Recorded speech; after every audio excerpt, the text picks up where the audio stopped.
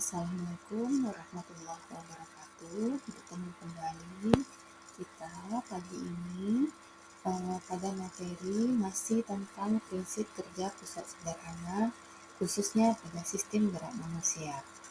Oke, sebelum kita mulai, Ibu ingin seluruh siswa untuk berdoa menurut agama dan kepercayaan masing-masing agar materi yang akan Ibu sampaikan ini bisa dipahami dengan baik oleh seluruh ananda yang Ibu sayangi. Baiklah, kita tetap masih di bab 2.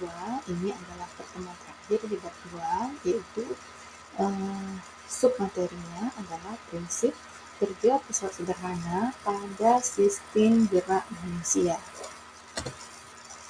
Berikutnya, di sini kompetensi dasar 3.3 yaitu menjelaskan konsep usaha pusat sederhana dan penerapannya dalam kehidupan sehari-hari, termasuk kerja otot pada struktur rangka manusia. Adapun di sini indikator pencapaian kompetensi atau biasanya kita kenal dengan IPK, yaitu ada 3. Pertama, diharapkan nanti Ananda dapat menguraikan penerapan prinsip kerja pesawat sederhana pada sistem gerak manusia. Kemudian menganalisis prinsip pesawat sederhana pada sistem gerak. Yang ketiga, mengidentifikasi permasalahan di lingkungan sekitar yang dapat diatasi menggunakan pesawat sederhana. Nah, penerapan prinsip kerja pada sistem gerak manusia, silakan Ananda lihat di situ ada seseorang yang mengangkat gelas, yaitu di situ bisa kita lihat lengan bawah, di mana gelas menjadi beban, kemudian tangan ini ya menjadi kuasa, kemudian di sini adalah tuasnya ya. Adapun otot, sendi dan rangka dalam sistem gerak manusia bekerja keterkaitannya erat dengan prinsip kerja pesawat sederhana ya, bisa untuk mendorong, memotong atau memindahkan punggung.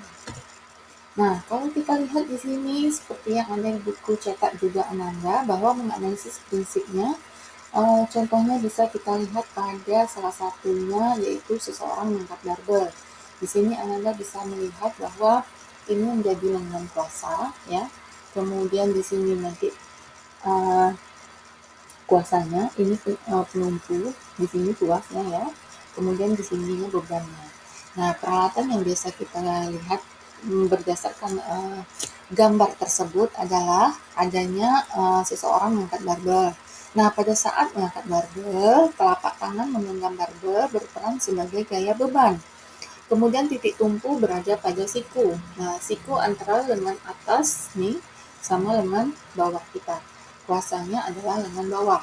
Titik tumpu berada di antara lengan, nih titik tumpu berada antara lengan dan kuasa. Oleh karena itu, lengan bisa disebut juga dengan pesawat sederhana pengungkit jenis ketiga.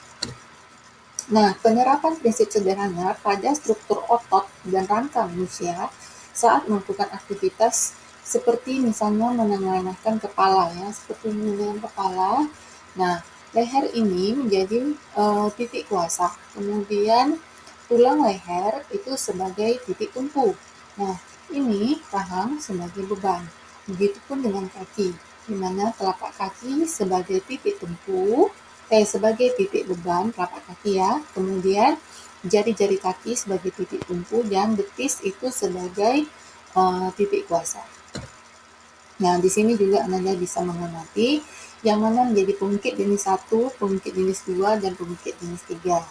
Pahami, baca kembali bagaimana seseorang misalnya sedang bermain bulu tangkis. Dapat kita menganalisis pola gerak tubuh dengan prinsip pesawat sederhana.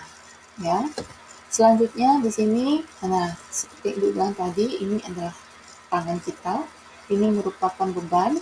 Kemudian di sini kuasa dan di sini adalah titik tumpu kita. Ya. Nah, itulah materi terakhir tentang usaha dan pesawat sederhana pada kehidupan sehari-hari. Ibu harapkan seluruh Ananda bisa membaca ulang kembali materi tersebut untuk persiapan evaluasi minggu depan.